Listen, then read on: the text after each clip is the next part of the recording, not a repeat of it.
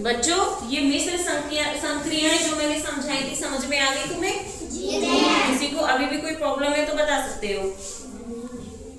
समझ में आ गई? जी मैम। आओ बंदी एक बार समझाओ।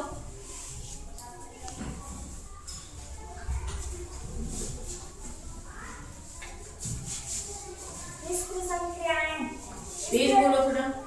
मिश्र संक्रियाएं के प्रश्नों को हल करने के का एक निश्चित क्रम होता है। भाग का भाग, गुणा का गुणा, जोड़, घटाना। ठीक है चलो अच्छा समझाया है, बैठो। अभी कुछ बच्चे अभी कौन कौन है जिनको नहीं समझ में आया, हाथ खड़ा करो। चलो कोई नहीं, एक बार और बता देते हैं। मिश्र संक्रियाएं, सबसे पहले तुम्हें समझना होगा मिश्र। मिश्र का मतलब क्या होता है? मिला जुला। क्या होता है? मिला जुला। अब दिमाग में हमारी एक चीज आएगी मिला जुला। अब मिला जुला क्या है? जोड़ तुम्हें आती है, गुणा तुमको आता है, भाग आता है, घटाना आता है। अब एक ही सवाल में ये सब दिए होंगे, है ना? और इसका भी एक निश्चित क्रम होता है करने का। मिश्र संक्रियाओं के प्रश्नों को हल करने का एक निश्चित क्रम होता है। निश्चित मतलब कि क्रमानुसार ही काम होगा। अगर हमें इस नियम के अनुसार पहला भाग ही सोल्व करना है तो भाग ही सोल्व करेंगे। ये नहीं कि गुणा कर दिया है, जोड़ कर दिया है, घटा कर दिया अपने हिसाब से। ठीक है, इसका एक फॉर्मूला क्या है? भागु जोग। क्या है? भागु जोग। ये तुम्हें याद रखना है कि मिश्र संक्रियाओं का अगर कहीं सवाल है तो उसमें कौन सा नियम लगेगा? भागु जोग। भा से मतलब भाग, गु से मतलब गुणा, जो से मतलब जोड़, घा से मतलब घटाना। एक बार सभी लोग बताएंगे क्या नियम है इस संक्रियाओं का? क्या नियम है? भागु जोग। भा से भाग, गु से गुणा, जो से जोड़, घा से घटाना। अभी हमने एक सवाल कराया था, तुम्हें समझ में आ गया ना? जी मैम। अब देखो एक लैंग्वेज वाला सवाल पढ़ो। राम ने एक दिन में 18 पेड़ लगाए। कितने पेड़ लगाए? 12 पेड़ सूख गए। राम ने 14 पेड़ फिर से लगाए। बताओ अब कुल कितने पेड़ लगे हुए हैं? 44।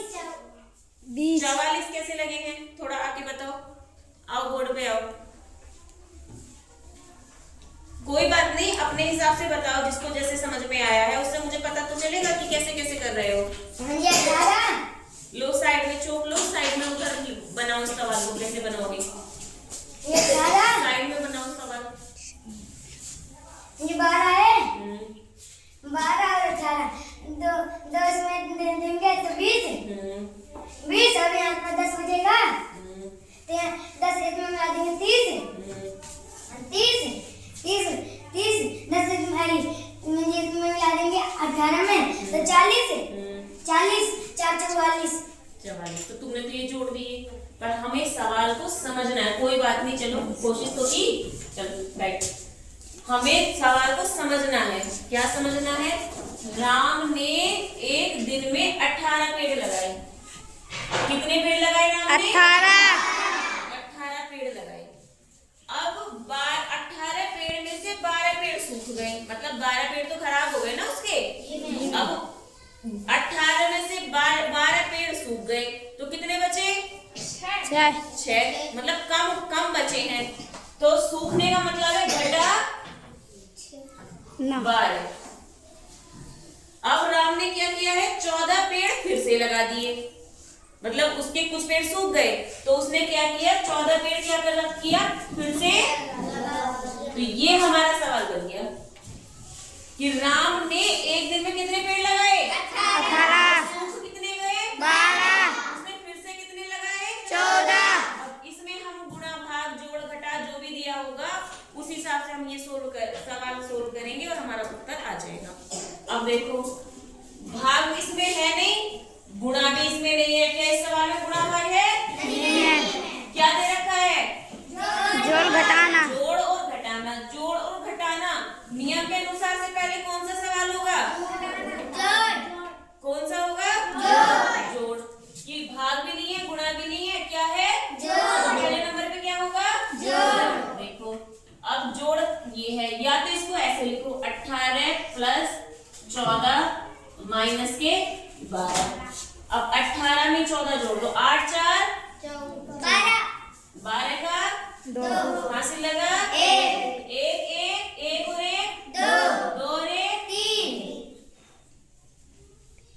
32 माइनस 12 32 माइनस 32 में से 12 घटा दो, कितना? 2 में से 2 गया 0, 3 में से 1 गया 2।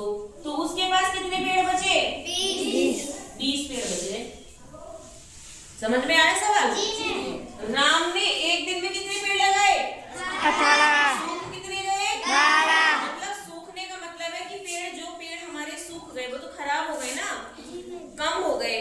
तो माइनस के 12, उसने फिर से कितने पेड़ लगा दिए? तो बन गया हमारा ये सवाल।